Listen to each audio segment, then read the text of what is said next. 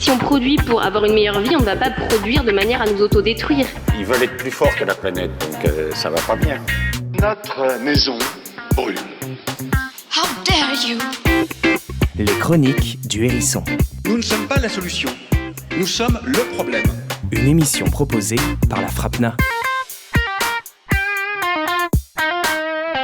Bonjour à tous et à toutes, vous écoutez Les Chroniques du Hérisson, une émission pleine de piquants proposée par la FRAPNA, la Fédération des associations de protection de la nature de l'Ardèche. Dans ces chroniques, nous traitons de l'écologie sous toutes ses formes, la culture, la philosophie, l'art, les sciences et les initiatives locales. La nature est partout et vous invite à ce rendez-vous frapnesque sur Fréquence 7. Alors nous sommes aujourd'hui à Champ-de-Las, en compagnie de Julia Burillon, éleveuse de chèvres et membre active du syndicat agricole désormais majoritaire dans notre département, la Confédération Paysanne. Bonjour Julia. Bonjour. Donc tu élèves des chèvres et des brebis que tu fais paître dans la garrigue, dans la nature.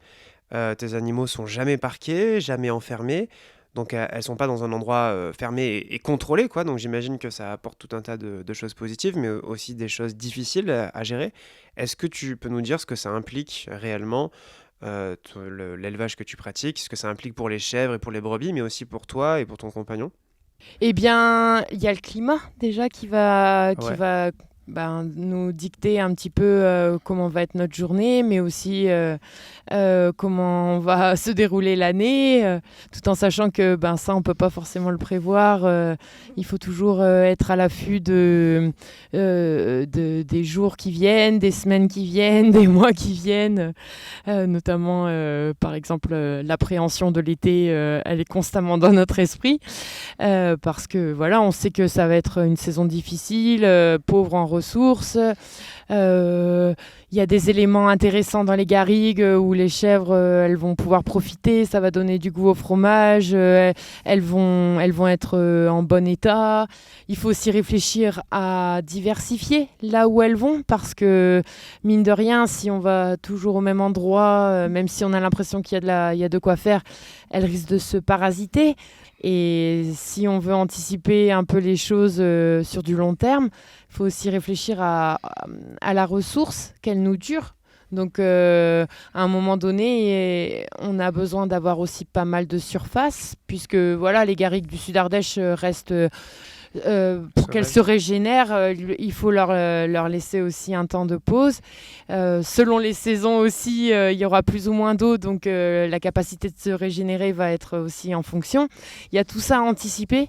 Donc voilà comment nous on réfléchit avec mon compagnon, parce que c'est lui qui garde le troupeau tous les jours. C'est à la fois son travail de berger, c'est de s'orienter en fonction des envies des chèvres tous les jours, parce que elles aiment la diversité. Donc, il y aura des jours, elles auront envie d'aller à tel endroit, mais tout au long de la journée, parce qu'ils gardent quand même pas mal d'heures par jour, on voit qu'elles vont commencer par quelque chose peut-être de plus grossier en termes de végétation, et elles vont essayer d'aller vers quelque chose de plus fin. C'est leur dessert, quoi. C'est leur dessert, et puis ça veut dire aussi qu'elles auront fait ce qu'on appelle un tapis fibreux, donc qu'elles sont capables de prendre quelque chose de plus fin qui ne va pas forcément être éliminé tout de suite par leur organisme. D'accord. Ça, parce que sinon, du coup, il les suit, il les laisse aller là où elles veulent, et lui, il essaye du coup d'encadrer un peu quand même. C'est avec, ça. Vous avez des chiens pour vous aider ? Oui, tout à fait. Des chiens, des border collies pour garder le troupeau, signifier aux chèvres que la vigne du voisin ou le rosier de la voisine, on n'y touche pas. Et puis, un chien de protection aussi. Parce que voilà, il n'y a pas que le loup, il y a aussi, notamment cet été, on a eu 2 huskies qui ont sauté sur le troupeau. Et donc voilà, c'est des choses qui arrivent, et anticiper aussi l'arrivée du loup nous a fait penser qu'il faut anticiper, et c'est pour ça qu'on a également un chien de protection aujourd'hui. Tu dirais que c'est quoi pour toi une agriculture qui respecte l'environnement et qui respecte le vivant ? Comment on peut profiter tout en respectant l'environnement, la ressource qui nous entoure, la maintenir, ne pas la surexploiter pour qu'elle nous dure sur du long terme. Ensuite, il y a toute la réflexion de l'eau.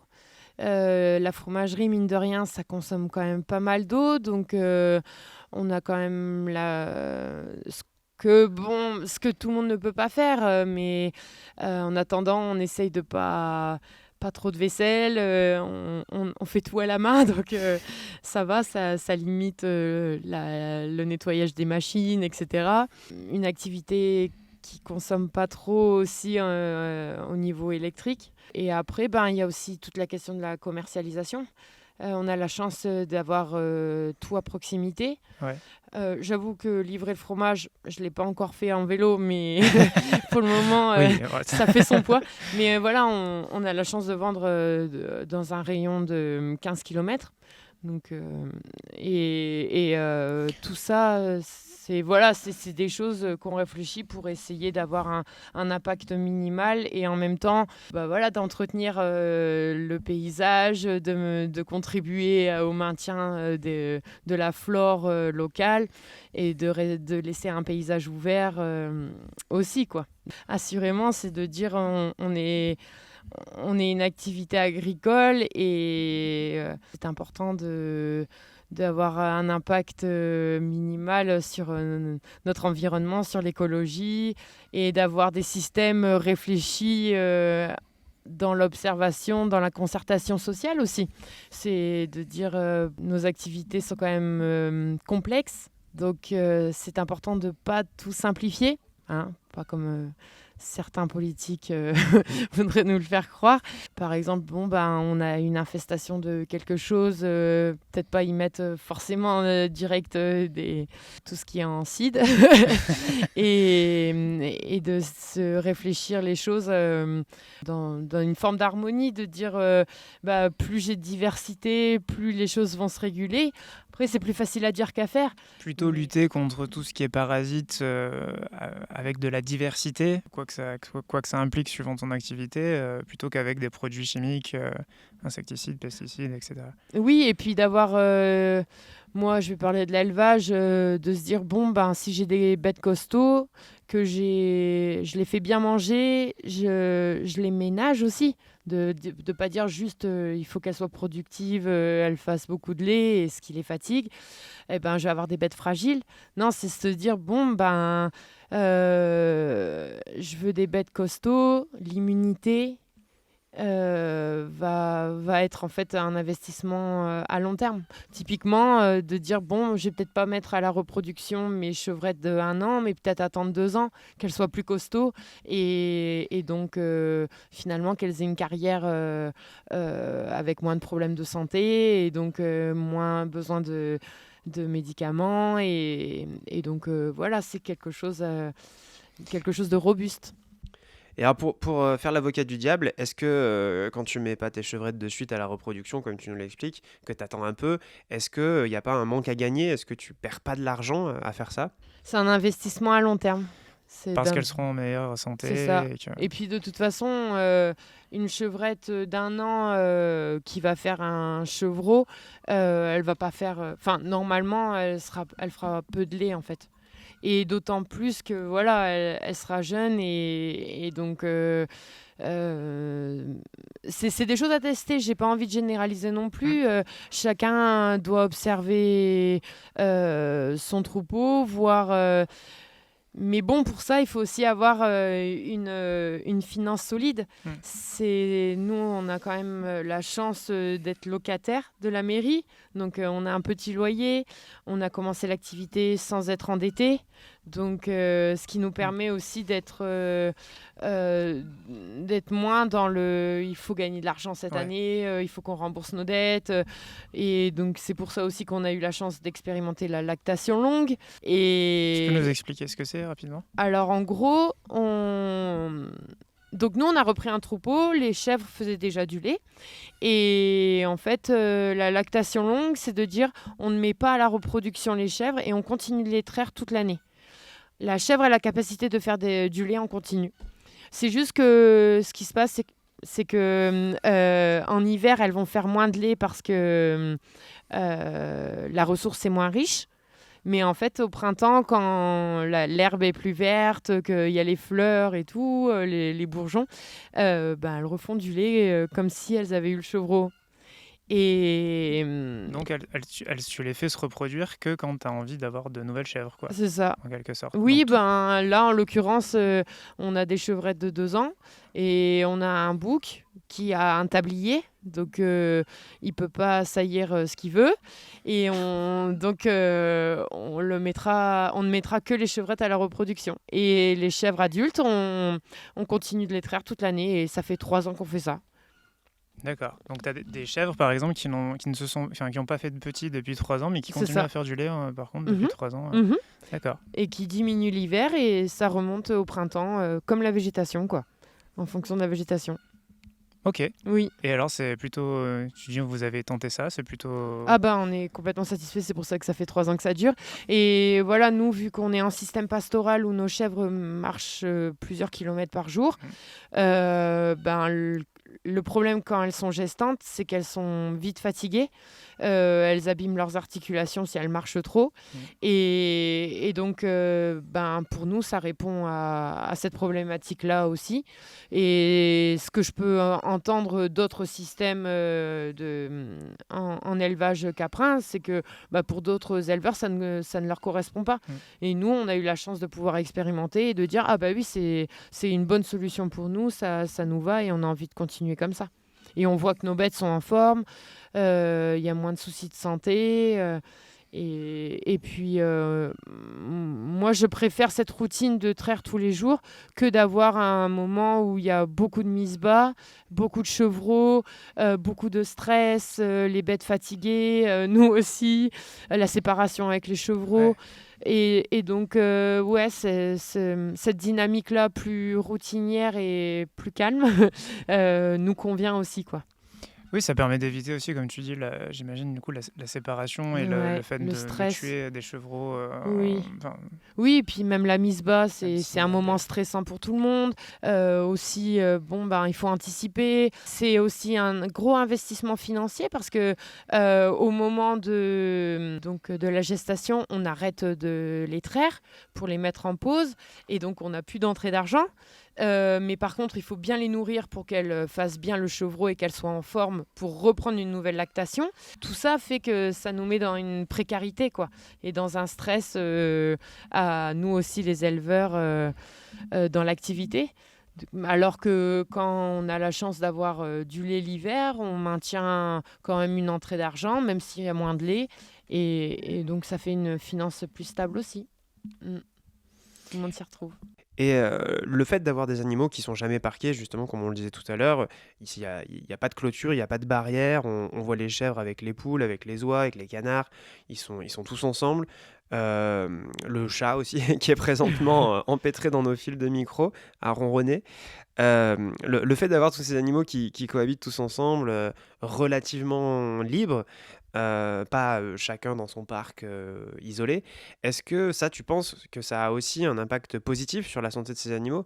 Le fait que tu me disais par exemple tout à l'heure, les canards qui vont sur les chèvres pour manger certains parasites qui embêtent les chèvres, qui vont manger les mouches par exemple, est-ce que ça participe à une bonne santé de tout le monde, tout ça? Bien sûr, oui. Je pense que, en tout cas, je le constate aussi. On voit que ils vont réguler la population de larves de mouches dans le fumier. Et puis, il fallait voir les petits canetons qui étaient sur les chèvres en train de manger les mouches. Et les chèvres qui disaient rien. Faut voir aussi les petits poulets qui mangent les crottes de nez des brebis. Ah non, mais c'est folklorique. Et ouais, on constate que les œufs sont super bons. On constate que c'est prolifique aussi. On a plein de poussins. Que le fromage, il a du goût. Il est quand même savoureux et riche. Parce que je le vois aussi quand je transforme le fromage, au litre de lait, on a quand même pas mal de fromage. Donc ça veut dire que le lait est quand même riche en éléments. Donc tout ça me fait penser que c'est pas mal. Et que de voir nos bêtes en forme, c'est le principal indicateur. J'ai l'impression, quand on parle comme ça, que presque vous, tous les deux, vous voyez vos chèvres comme des animaux de compagnie, presque, pas comme des... Oui, on vit avec elles. Mon compagnon, il passe sa journée avec elles. Dès le matin, on commence, c'est au milieu d'elles, à leur dire, on va vous traire, on les traite à la main.